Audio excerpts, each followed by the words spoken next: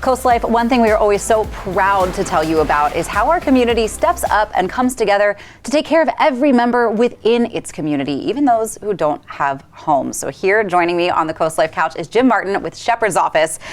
Welcome, first of all. Thank you, Leah. Thanks a lot for having us on. I really appreciate that. And I'm actually the most unimportant person there.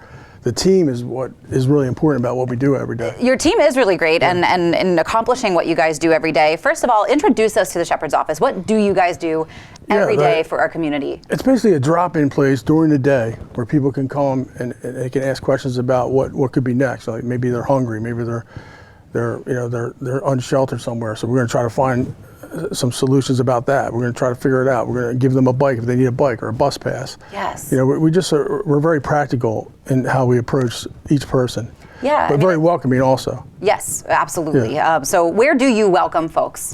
Right along Georgetown. We're on the main street of Georgetown. If Bedford Street was Main Street, that's Main Street. Bedford Street is the main street in Georgetown, and we're easy to find. We're between the Circle in Georgetown and the liquor store. Yes, it is easy to find. I know I've passed by many times and I'm always like, that's, right. and what you guys do for the community is so important, because I think, a lot of times homelessness can be an invisible part of our community where not a lot of eyes are turned. We know it's there. We know it's an issue that needs addressing, and people need homes and food, especially warm meals. Right, so what are maybe some of the ways that people can get involved in taking care of those members of our community? Why is this such an important mission for you? Well, today it's about the Coastal Club in Lewis. They're going to come out. They're going to bring about 10 incredible ladies. They've been preparing. They've been preparing the food all day, and it's going to be homemade. That's what the homeless really crave, is homemade food. Yeah.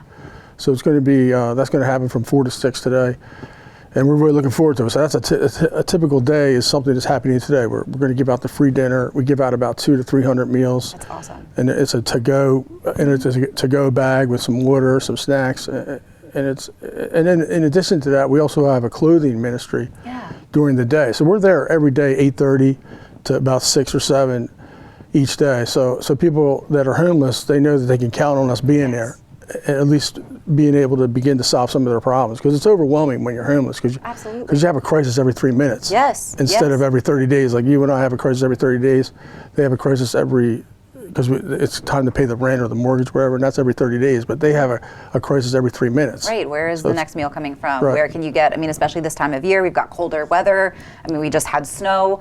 So having clothing that is appropriate for this time of year. So how can people who want to get involved, maybe as volunteers or to serve food or collect clothing, how can people get involved?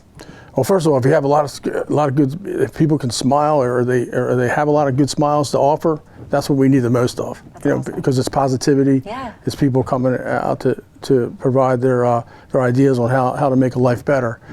And it's all about food and clothing. That's what we kind of focus on. So for the people that want to help with the food, we need crock pot people. Yes. These are folks that make the food at home, because we don't have much of a kitchen there. Okay. So they need to prepare the food at home, and it's a homemade meal, and then they drop it off. So we asked our crock pot people just to make one crock pot worth of food, because we don't want to turn them into crank pots. We want them to remain a nice crock pot person. We don't want to overwhelm them. So we have about 300 crock pot people or so that are already lined up in the community.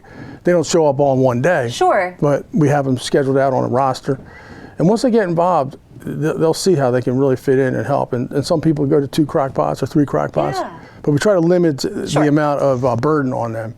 So we share the burdens really well. I think that's the key part of the success of our program, is that we share the burdens. Yeah. And we don't want it to fall all on one person. Yeah, so for people who do want to become a crockpot person or a volunteer, where should they go to sign up to get more information? Just stop by. The best thing is stop by. You can also call. You can find me on Facebook or next door. There's ways to reach out, but I think the best way is just come by, because we're so easy to find. We're open all the time.